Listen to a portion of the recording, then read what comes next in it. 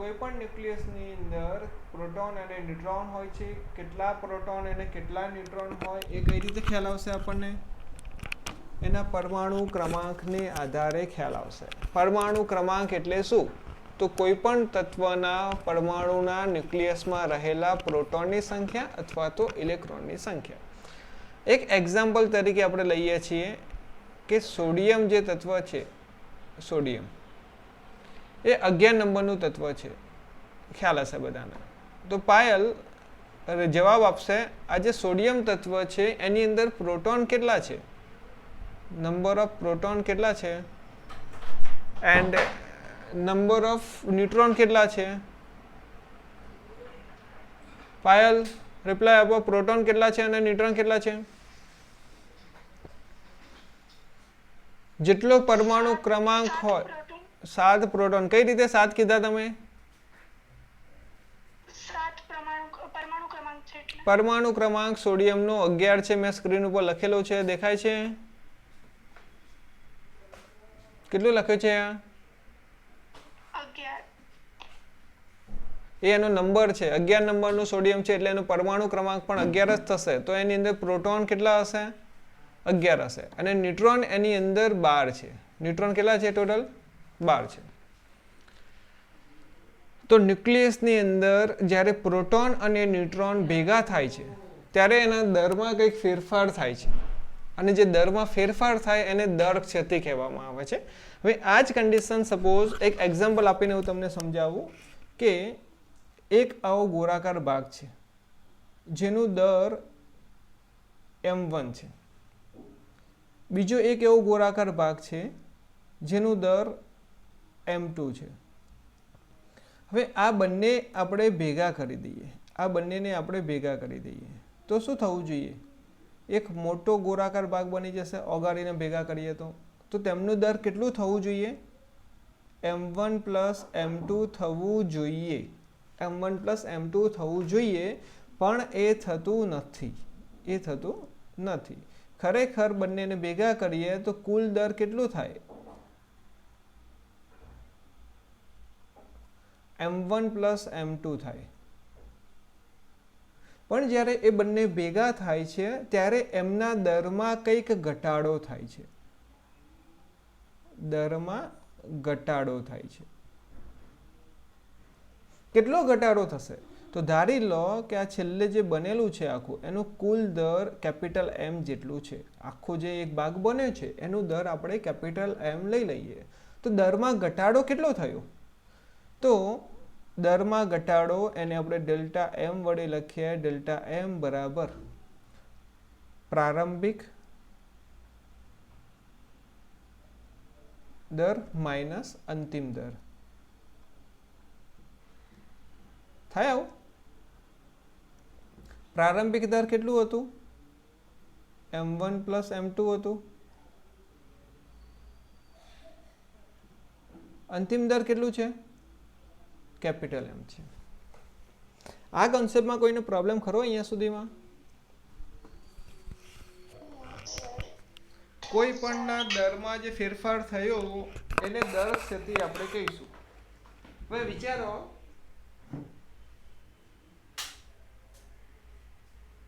કે તમારામાંથી કોઈ પણ 2-3 છોકરાઓને આપણે સાથે લઈ લઈએ. આપણે નામ 2-3 લખીએ અહીંયા કે એક ઉર્વેશને આપણે લઈએ, એક વિશાલને લઈએ, બીજા કોને લઈશું? હર્ષને લઈશું. જો સપોઝ એમનું વજન છે, ઉર્વેશનું વજન બહુ ઓછું છે, મારા જેટલું જ છે, 50 kg આપણે રાખીએ. વિશાલનું તો 150 છે, પણ અત્યારે આપણે એવરેજ લખીએ. વિશાલ કેટલું લખીએ? 100 લખી દો. વિશાલ એન્ડ હર્ષનું આપણે લખીએ છીએ 50 kg લખી દીધું. ચલો આટલી વસ્તુ થઈ. હવે આ 3 નું પ્લસ કરીએ તો કેટલું થવું જોઈએ? 3 નું પ્લસ કરીએ તો કેટલું થવું જોઈએ? ટોટલ પ્રમાણે જોઈએ તો બધાનું પ્લસ કરીએ તો કેટલું થાય? 200 kg થવું જોઈએ. પણ જ્યારે આપણે વજન કર્યા ત્રણે ત્રણને કોઈ એક જગ્યાએ રાખ્યા તો એમનું વેટ થયું 190 kg થયું. તો દરમાં કંઈક ફેરફાર થયો. એ કેટલો ફેરફાર કહેવાશે? Delta M is equals to 200 minus 190. So કેટલો થઈ ગયો અહીંયા? 10 kg થઈ ગયું. બોલો કોઈ કન્સેપ્ટ, કોઈ પ્રોબ્લેમ અહીંયા સુધી હોય તો કહો મને. એકદમ પરફેક્ટ ગેરંટી સાથે, કોઈ પ્રોબ્લેમ નહીં? કોઈ પ્રોબ્લેમ નહીં? આ બધું વખત કોન્સેપ્ટ છે, નોટબુકમાં લખવાની જરૂર નથી. જો તમારે સમજવા માટે લખવું હોય તો લખજો એક્ઝામ્પલ, બાકી થિયરીમાં કોઈ જરૂર નથી. હવે હું એમ કહું છું કે એક પ્રોટોનનું દર, આપણે માસ ઓફ પ્રોટોન આ રીતે લઈ લઈએ mp. એક ન્યુટ્રોનનું દર આપણે લઈ લઈએ માસ ઓફ ન્યુટ્રોન. કમ્પ્લીટ છે. હવે આ પ્રોટોન અને ન્યુટ્રોન બંનેને ભેગા કરીએ તો કુલ દર કેટલું થવું જોઈએ? કુલ દર માસ of proton plus mass of neutron આટલું થવું જોઈએ, બંનેનું પ્લસ કરીએ તો. બરાબર છે. પણ જો એક પ્રોટોન અને એક ન્યુટ્રોનને ભેગો કરવામાં આવે છે, બંનેને ભેગા કરીએ છીએ એટલે કે પરમાણુના ન્યુક્લિયસની અંદર આ બંનેને ભેગા કરીએ છીએ તો એમનું દર ધારો કે m થઈ જાય છે, કેપિટલ M જેટલું હોય છે, જે બંનેના ટોટલ કરતાં કંઈક ઓછું હોય છે. તો દર ક્ષેત્રે આપણે અહીંયા શોધવી હોય તો ફોર્મ્યુલા શું થશે? દર ક્ષેત્રે ડેલ્ટા m બરાબર માસ of the proton plus mass of the neutron એના માઇનસ આપણે કરવું પડશે કેપિટલ M. આ વસ્તુ સમજાય તમને? શું પ્રોબ્લેમ છે? હેલો. સપોઝ તમને હું એમ કહું કે પ્રોટોન 2 છે. સપોઝ બીજો એક્ઝામ્પલ એવું કહું છું કે પ્રોટોન 2 છે તો એનું દર કેટલું થવાનું છે? તો 2 into mass of the proton થશે. ન્યુટ્રોન આપણે વાત કરીએ 2 છે તો એનું માસ કેટલું થશે? 2 into mass of the neutron. તો ટોટલ માસ કેટલું થવું જોઈએ એનું? 2 into mass of the proton plus 2 into mass of the neutron આટલું થવું જોઈએ.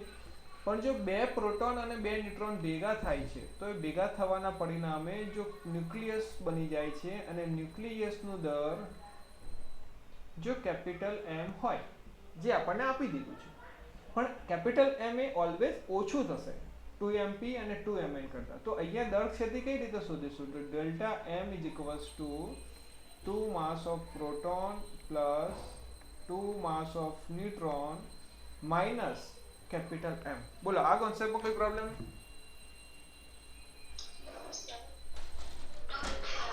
ખાસ વિચારીને કહેજો, પછી નેક્સ્ટ ક્વેશ્ચન હું તમને પૂછીશ, તમને આવડશે પછી જ આગળ જઈશું.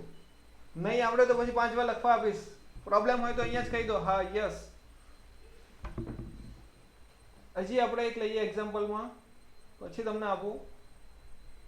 સોડિયમની આપણે વાત કરીએ. સોડિયમ કયા નંબરનું તત્વ છે?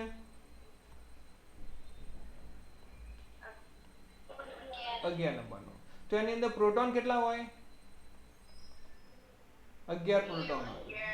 ચલો 11 પ્રોટોન છે તો એક બધા પ્રોટોનનો દર કેટલું થશે? તો 11 ઇન્ટુ માસ ઓફ પ્રોટોન. એક પ્રોટોનનો દર ગુણ્યા 11. ન્યુટ્રોન કેટલા હોય છે? 12 ન્યુટ્રોન હોય છે તો 12 ઇન્ટુ m n આપણે કરીએ તો કુલ દર કેટલું થશે એનું?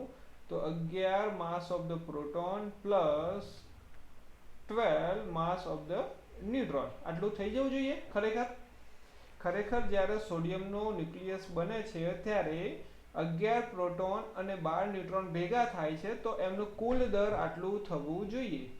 થવું જોઈએ ને? બધાને પ્લસ કરીએ તો. પરંતુ જ્યારે ન્યુક્લિયસ બને છે ત્યારે ન્યુક્લિયસનું દર એટલું થતું નથી. ન્યુક્લિયસનું દર ધારો કે કેપિટલ M જેટલું થાય છે જે ઓછું છે. તો દર ક્ષેત્રે કેટલી થશે? દર ક્ષેત્રે delta M is equals two 11 mass of the proton plus 12 mass of the neutron minus capital M. આવું કોઈ પણ તત્વનું હું તમને કહું તો તમે શોધી શકો આ રીતે? ઓકે, એક કોમન ફોર્મ્યુલા હવે હું તમને કહું કે કોઈ પણ તત્વની અંદર પ્રોટોનની જે સંખ્યા હોય, પ્રોટોનની સંખ્યા, એ પ્રોટોનની સંખ્યાને આપણે પરમાણુ ક્રમાંક કહીએ છીએ. એ તમને ખ્યાલ હશે. અને પરમાણુ ક્રમાંક એટલે કે Z કહેવાય. અને એટલા જ પ્રોટોન એની અંદર હોય, એ તમને ખ્યાલ છે બધાને. ચલો આપણે ન્યુટ્રોનની વાત કરીએ તો ન્યુટ્રોનની સંખ્યા જે હોય એને આપણે કેપિટલ N વડે દર્શાવીએ. કેપિટલ N વડે દર્શાવીએ તો દળ ક્ષેત્રનું કોમન ફોર્મ્યુલા કેવું થશે? દળ ક્ષેત્રનું કોમન ફોર્મ્યુલા તો ભાઈ પહેલા તો માસ of the proton plus mass of the neutron, આ બંનેનો પ્લસ કરી દેવાનો, માઇનસ ન્યુક્લિયસનું કુલ દર. પણ પ્રોટોનનું દર છે, પણ કેટલા પ્રોટોનનું? તો પ્રોટોનની સંખ્યાને આપણે Z વડે દર્શાવીશું. તો અહીંયા આપણે કરી દઈએ Z માસ ઇન્ટુ પ્રોટોન. ન્યુટ્રોનનું દર પણ છે, પણ કેટલા ન્યુટ્રોન છે? તો ન્યુટ્રોનની સંખ્યા માટે આપણે કેપિટલ N લખી દઈશું. આ રીતનું તમને ખ્યાલ આવી ગયો હશે. હવે કોમન ફોર્મ્યુલા ડેલ્ટા M નું આપણને આટલું મળી ગયું છે. હવે હું તમને એમ કહું કે દળ ક્ષેત્ર આપણે શોધવી છે. દળ ક્ષેત્રની અંદર આપણે જે સમસ્થાનિક બધા લીધેલા હતા, તમને યાદ હોય તો પહેલા એક્ઝામ્પલમાં, એમાંથી કોઈ એકનું એક્ઝામ્પલ લઈને હું તમને કહું કે ઓક્સિજન 8O16, ઓકે, એમ કહું કે 8O16 છે. આની દળ ક્ષેત્ર આપણે શોધવી છે. એની દળ ક્ષેત્ર આપણે શોધવી છે. એના પરમાણુનું કુલ વજન આપણને આપેલું છે. તો કઈ રીતે શોધશો? પરમાણુનું વજન તમને આપી દઉં એક જ મિનિટ લખી, એટલે તમને એ પ્રોબ્લેમ ના, પછી તમને શોધવાનું કહું. પરમાણુનું કુલ વજન આનું કેપિટલ M આપણને આપેલું છે 15.99053. પછી માસ ઓફ ધ પ્રોટોન અને માસ ઓફ ધ ન્યુટ્રોન તમે યાદ રાખી દેજો. હું અત્યારે તમને આપી દઉં છું, પછી તમારે યાદ રાખવાનું છે.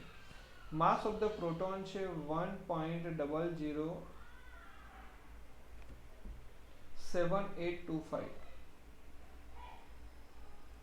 એટોમિક માસ યુનિટ પાછળ. અને માસ ઓફ ધ ન્યુટ્રોન જે છે એ 1.008665 એટોમિક માસ યુનિટ. આટલી કન્ડિશન આપેલી છે આપણને ક્વેશ્ચનમાં. તો હવે આપણે એનું ડેલ્ટા M શોધવું છે. તો કઈ રીતે શોધીશું?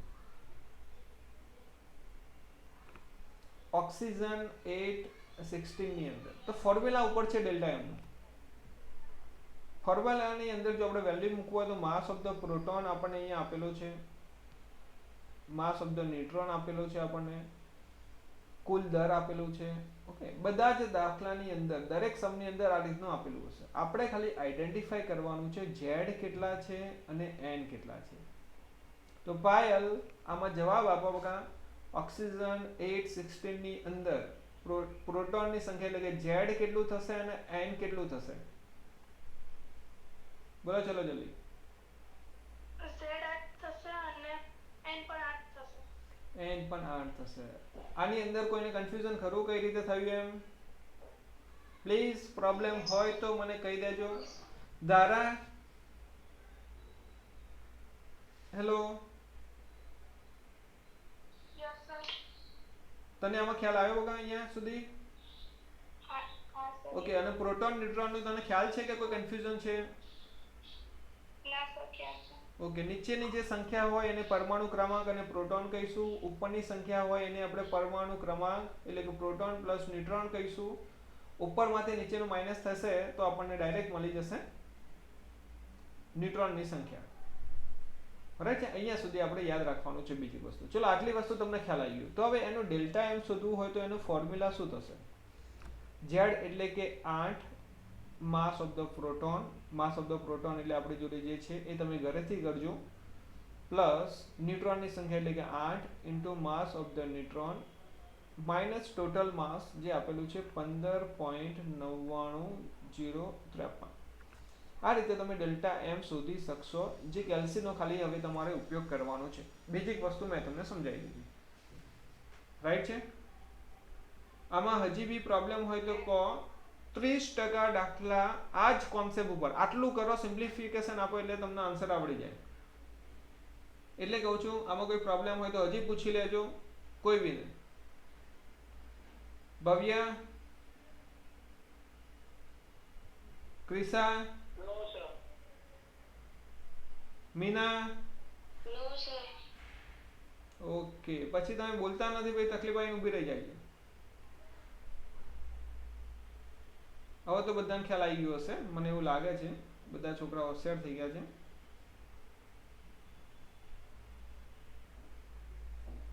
ચલો હવે આપણે આગળ જોઈએ થોડું. હવે આ જે ડેલ્ટા એમ જે છે એ દરમાં ઘટાડો થયો છે. દરમાં ઘટાડો થયો એનો મતલબ શું? કે એટલું દર ઓછું થયું. પણ એ ક્યાં ગયું? દર સંચયનો નિયમ તમારે આવતો હતો કેમિસ્ટ્રીમાં, એ એવું કહેવા માંગે છે કે દરમાં ઘટાડો કે વધારો શક્ય નથી, ફક્ત એની બીજી ઉર્જામાં રૂપાંતર થવાનું છે. તો રૂપાંતર વાળી કોન્સેપ્ટ જોવા જઈએ તો જે ડેલ્ટા એમ વાળો જે દરમાં તફાવત થયો છે એ દર નું ઉર્જામાં રૂપાંતર થયું. તો કેટલી ઉર્જા ઉત્પન્ન થઈ? તો એના માટે એક વૈજ્ઞાનિક આવશે, આઇન્સ્ટાઈન. આઇન્સ્ટાઈનનું સૂત્ર શું હતું? આપણે નાના હતા ત્યારથી ભણીએ છીએ. શું છે? બોલો જલ્દી. E is equals to mc square. Okay, E is equals to mc square. Very simple formula છે આ. કોઈ ટેન્શન વગર તમે આરામથી આ સિમ્પ્લિફાય કરી શકો છો. બટ અહીંયા જે દર છે એ એટોમિક માસ યુનિટમાં હોવું જોઈએ. એટોમિક માસ યુનિટમાં હોવું જોઈએ. સો આપણા ફોર્મ્યુલા પ્રમાણે આપણે E is equals to delta M C square આપણે લેવું પડશે. કેમ કે એકલું દર નથી, જે દરમાં ઘટાડો થયો છે એ આપણે શોધવાનો છે. તો ડેલ્ટા એમ શોધતા તમને આવડી ગયું આગળના સ્ટેપમાં બધા લોકોને. આઈ હોપ સો બધાને ડેલ્ટા એમ શોધતા આવડી ગયું. કોઈ પણ તત્વ તમને ક્યાંય આ રીતે તમે શોધી શકો છો. ડેલ્ટા એમ શોધ્યા પછી નેક્સ્ટ સ્ટેપ આપણું હોવું જોઈએ E બરાબર mc સ્ક્વેર. m ની જગ્યાએ ડેલ્ટા એમ મૂકીશું. c ની વેલ્યુ કેટલી છે? c એટલે કે 3 ગુણ્યા 10⁸ મીટર પર સેકન્ડ. બધાને યાદ હશે, રાઈટ કે રોંગ?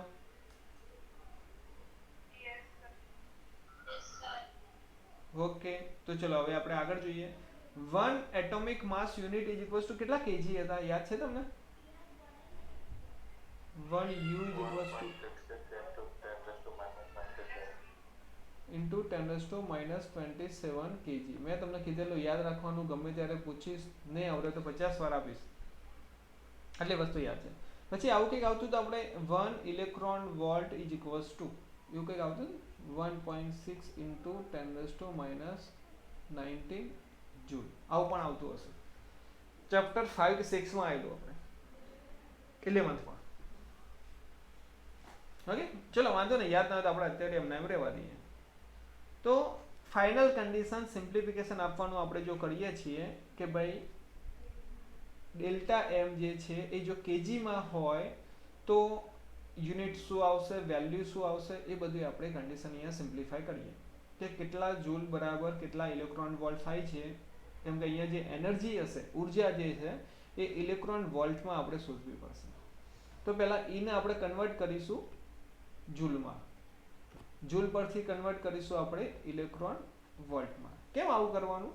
કેમ કે અહીંયા પરમાણુના ન્યુક્લિયસમાં જે પણ દર આપેલા છે એ બધા કયા એકમમાં આપેલા છે? એટોમિક માસ યુનિટમાં આપેલા છે. એટોમિક માસ યુનિટમાં આપેલા છે. એમાંથી આપણે જો ઉર્જા શોધવી હોય, ઉર્જાનું સૂત્ર શોધવું હોય તો ઉર્જાનો એકમ જૂલ છે. અને અહીંયા ઇલેક્ટ્રોન લેવલે જોઈશું તો એને ઇલેક્ટ્રોન વોલ્ટમાં, ઇલેક્ટ્રોન વોલ્ટ અથવા તો મેગા ઇલેક્ટ્રોન વોલ્ટમાં આપણે કન્વર્ટ કરવું પડશે. રાઈટ છે? તો મેગા ઇલેક્ટ્રોન વોલ્ટમાં કન્વર્ટ કરતા હું તમને શીખવાડું 1 by 1 સ્ટેપ બાય સ્ટેપ. તો જો ચલો ધ્યાન રાખો. અહીંયા આપણે પહેલા E is equals to delta M C square છે. તો ડેલ્ટા એમ આપણું જે પણ હશે એ એટોમિક માસ યુનિટમાં મળશે. જે પણ વેલ્યુ આપણને મળી છે એ કયા એકમમાં મળશે? એટોમિક માસ યુનિટમાં મળશે. હવે એટોમિક માસ યુનિટનું કેજીમાં કન્વર્ટ કરવું હોય તો કેટલા વડે ગુણવું પડશે? કેટલા વડે ગુણવું પડશે? 1.66 ગુણ્યા 10 - 27 વડે ગુણવું પડશે. તો આપણે એવું કોન્સેપ્ટ લઈ લઈએ કે delta M is equals to આપણને 1 kg મળે છે અથવા તો 1 એટોમિક માસ યુનિટ મળે છે. ડેલ્ટા એમ જગ્યાએ કેટલું મળે છે આપણને? ડેલ્ટા એમ ની જગ્યાએ 1 u મળે છે. જે અહીંયા ડિફરન્સ છે ને બંનેનો, એ ડિફરન્સ આપણને કેટલો મળે છે? Delta M is equals to 1 u મળે છે. એવું આપણે વિચારી લઈએ, સમજીએ. તો 1 એટોમિક માસ યુનિટ બરાબર કેટલા જૂલ થાય એ શોધવું છે આપણે. તો અહીંયા ડેલ્ટા એમ ની જગ્યાએ 1 u કરી દઈશું ઇન્ટુ c સ્ક્વેર. c મીન્સ 3 ઇન્ટુ 10⁸ મીટર પર સેકન્ડનો સ્ક્વેર રહેવાનો. જે u છે એટોમિક માસ યુનિટ, એને કેજી માં ફેરવવું છે. તો 1 તો એમ ના એમ. હવે એટોમિક માસ યુનિટ નું કેજી કેટલું થશે? 1.66 ઇન્ટુ 10⁻27 ઇન્ટુ 3 ઇન્ટુ 10⁸ એનો સ્ક્વેર થશે, c સ્ક્વેર. અને આ જે પણ આન્સર આવશે એને આપણે જૂલ કહીશું. જૂલમાં આવશે. કેટલો આવશે આન્સર? કેલ્સી હોય તો કરો તો સિમ્પ્લિફિકેશન. 3 નો સ્ક્વેર 9, 9 ઇન્ટુ 1.66 કેટલું થશે?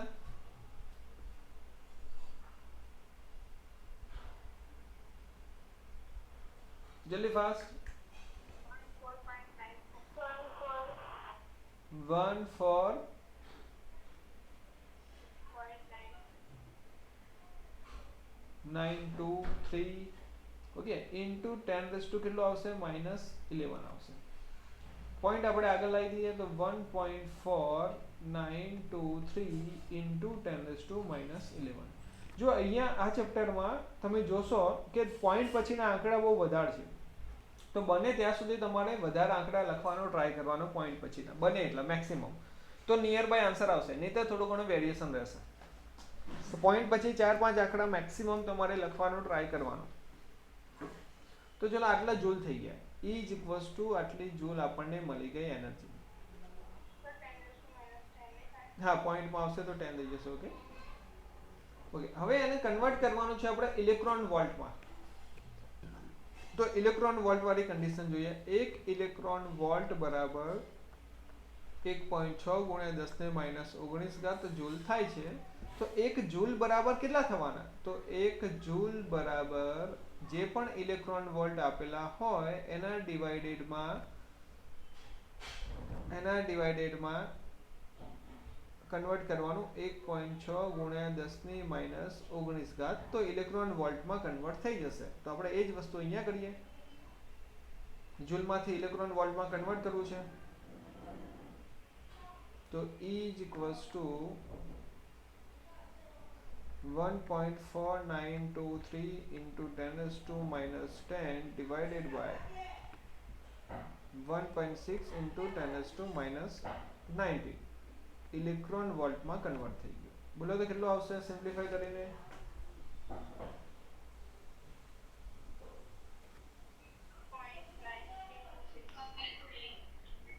93 એક્ઝેક્ટલી કેટલું આવશે? તો 9326 પોઈન્ટનું વેરિએશન કારણે છે.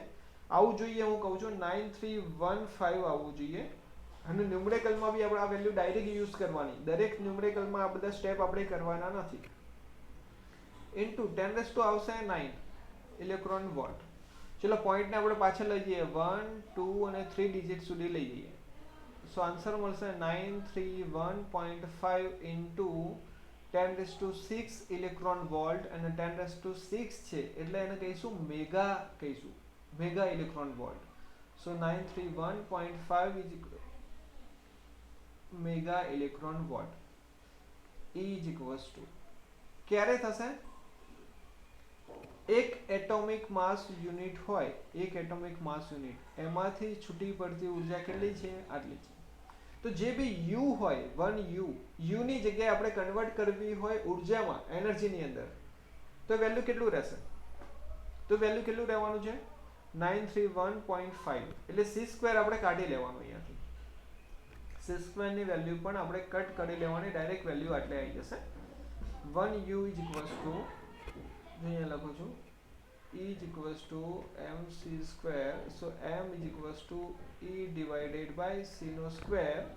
m ની જગ્યાએ 1u રાખીએ તો એનર્જી ડિવાઇડેડ બાય c² અને એનર્જી કેટલી મળી આપણને 931.5 ડિવાઇડેડ બાય c નો square. 1u is equals to આટલી થાય, એટલે મેગા ઇલેક્ટ્રોન વોલ્ટ થાય. આ એક સિમ્પલ ફોર્મ્યુલા આપણી જોડે આવી ગયું. Simple formula. હવે આનો યુઝ કરીને આપણે જો હમણાં પેલા ઓક્સિજન વાળી વાત કરેલી, ઓક્સિજન 816 માં એનું બધું દર આપ્યું હતું, એમાં જે ડેલ્ટા એમ મળશે, એ ડેલ્ટા એમ ની વેલ્યુ એટોમિક માસ યુનિટમાં હશે. એમાંથી એનર્જી શોધવી હોય તો આપણે ખાલી ડેલ્ટા એમ નું મૂલ્ય લખવાનું ગુણ્યા 931.5 ખાલી કરી દેવાનું, બીજું કંઈ જ કરવાનું નથી. કેમ આવું એનો ઓપ્શન આપો. નોર્મલી આપણી જોડે ફોર્મ્યુલા આવું છે ડેલ્ટા એમ સી નો સ્ક્વેર. ડેલ્ટા એમ ની જગ્યાએ આપણે એટોમિક માસ યુનિટમાં લખીશું કઈ બી, તો ડેલ્ટા એમ નો એટોમિક માસ યુનિટ એને આપણે મેગા ઇલેક્ટ્રોન વોલ્ટમાં કન્વર્ટ કરવું હોય તો 931.5 ડિવાઇડેડ બાય c² કરીશું અને બીજું c² તો છે જ, આ બંને કટ થઈ જશે તો વેલ્યુ કેટલી વધશે delta M into 931.5 mega electron volt એકમ આપણે લગાવી દેવાનું. મતલબ કે જે પણ ઉર્જા આપણે શોધવાની છે એ ઉર્જા માટે શું કરવાનું, દર ક્ષતિ ગુણ્યા 931.5 એટલું તમારે યાદ રાખવાનું. થઈ જશે કે પ્રોબ્લેમ કઈ?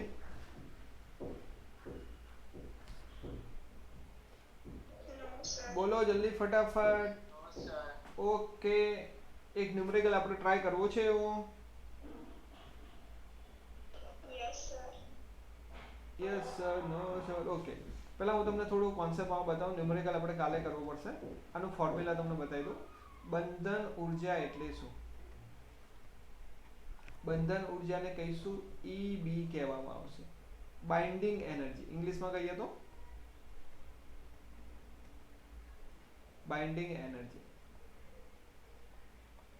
બાઇન્ડિંગ એનર્જી એટલે કે પ્રોટોન અને ન્યુટ્રોનને ન્યુક્લિયસમાં બાંધવા માટે જે એનર્જી રિક્વાયર્ડ હોય એને બાઇન્ડિંગ એનર્જી આપણે કહીશું. સો એનો ફોર્મ્યુલા આપણે જોવું હોય તો એ formula delta M into C નો સ્ક્વેર પણ એકમ હોય છે એટોમિક માસ યુનિટમાં. જો એને આપણે ડાયરેક્ટ મેગા ઇલેક્ટ્રોન વોલ્ટમાં કન્વર્ટ કરવો હોય તો આ ફોર્મ્યુલા આ જ યાદ રાખવાનું 931.5 મેગા ઇલેક્ટ્રોન વોલ્ટ, જ્યાં delta M is equals to Z into mass of the proton plus N into mass of neutron minus nucleus નું કુલ દર. તો આ આપણને મળી જશે બંધન ઉર્જા. પણ કેટલાની મળશે? ન્યુક્લિયસમાં જેટલા પ્રોટોન અને ન્યુટ્રોન હોય બધા જ ન્યુક્લિયોનની. પણ એમ પૂછે કે ન્યુક્લિયોન દીઠ બંધન ઉર્જા દરેક ન્યુક્લિયોનની કેટલી છે? તો એનો ફોર્મ્યુલા છે ન્યુક્લિયોન દીઠ બંધન ઉર્જા એને કહેવાશે EBN કહેવાશે. બાઇન્ડિંગ એનર્જી પર ન્યુક્લિયોન એને કહેશું આપણે બાઇન્ડિંગ એનર્જી પર ન્યુક્લિયોન. એનો ફોર્મ્યુલા થશે EB ડિવાઇડેડ બાય A પરમાણુ દરાંક, અથવા તો EB divided by Z plus N. Proton અને ન્યુટ્રોનની સંખ્યાનો સરવાળો હોય એ બધું ટોટલ થશે, એના વડે ડિવાઈડ કરીશું તો દરેક ન્યુક્લિયોન દીઠ મળતી બંધન ઉર્જા મળશે. જો અહીંયા લેક્ચર કમ્પ્લીટ થશે.